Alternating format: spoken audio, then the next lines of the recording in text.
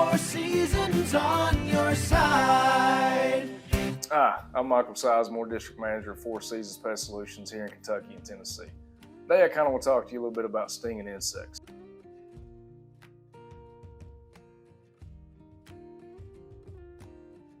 You know, we get a lot of questions regarding stinging insects, and I kind of want to address several of those. Probably the most common question we get when it comes to stinging insects is, are they dangerous? So yellow jackets are probably the most aggressive species when it comes to stinging insects. We don't recommend trying to self-treat these bad boys.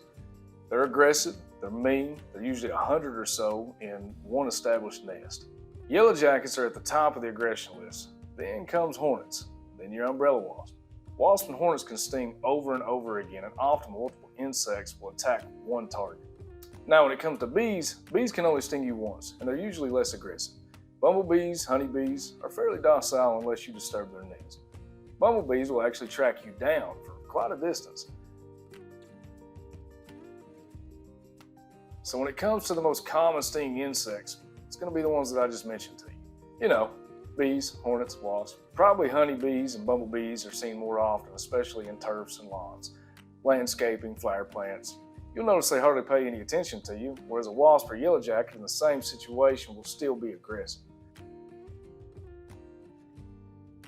Another question we get a lot is, are all stinging insects aggressive?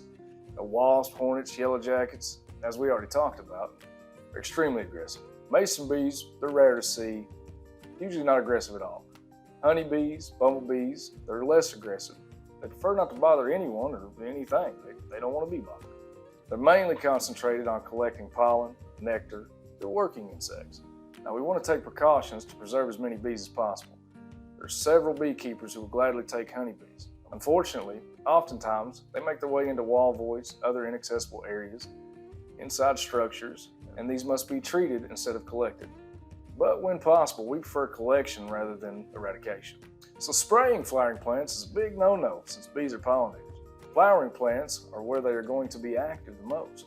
Most insecticide labels now forbid use on those plants during flowering season. This helps prevent unwanted bee kills. Bees are important to the ecosystem. We need to kill as few as possible, and preferably none at all. Another question we receive is, when are stinging insects most active? Of course, the warmer weather is when they're most active. Early spring begins their season, and as the weather warms, more activity follows.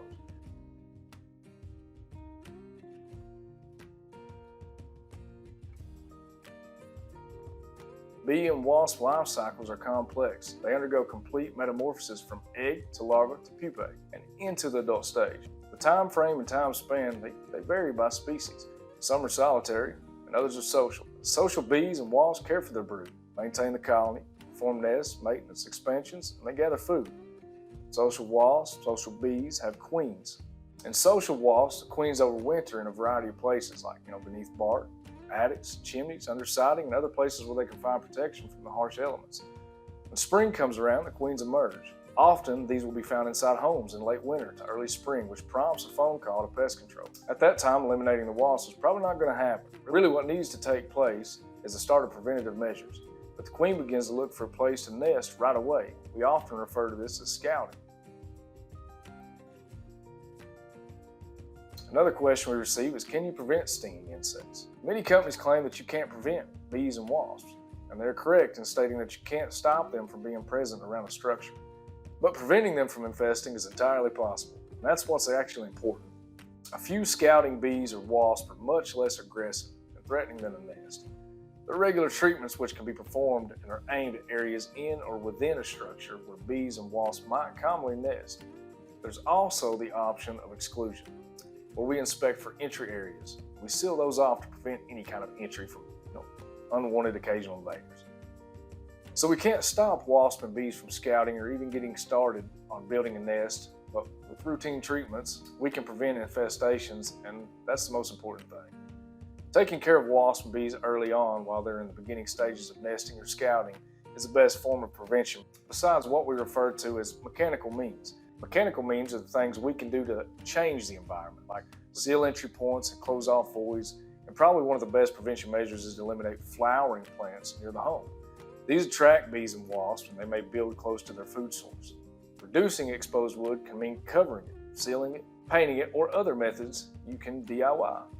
It's probably not a good idea for yourself to go out and do exclusions. They're best left to the professionals, trained to identify entry points and properly close them off. So the big question is probably one that gets asked on other pests as well. Do DIY treatments work? Of course, there's several options for treating nests which are readily available. Using these come in aerosol cans. Unfortunately, there isn't much out there for prevention. Most are aimed at elimination or a contact kill. This can be dangerous for the average person who doesn't know when or how to treat for them. The risk of receiving multiple stings is possible. Even docile bees will become aggressive in defense of their nest. Wasps, and especially yellow jackets, are very aggressive when their nest is under attack or threatened. We recommend contacting professional pest control for routine preventative care, exclusions, and treating large dangerous nests.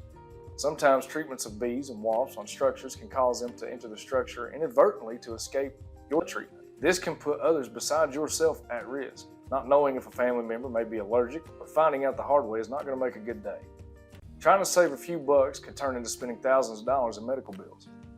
So if you see any stinging insects around or in your home, we recommend calling a professional exterminator rather than risk your health or someone's life. We're equipped, qualified, and knowledgeable for performing treatment with reduced risk. We know when to treat, how to treat, where to treat, and what to treat with. If you're looking for pest control, Four Seasons has a complete line of pest control services. Once we've started your pest control, you'll see that it's good to have Four Seasons on your side. And remember, it's okay to live among pests, but you don't have to live with them. It's good to have Four Seasons on your side.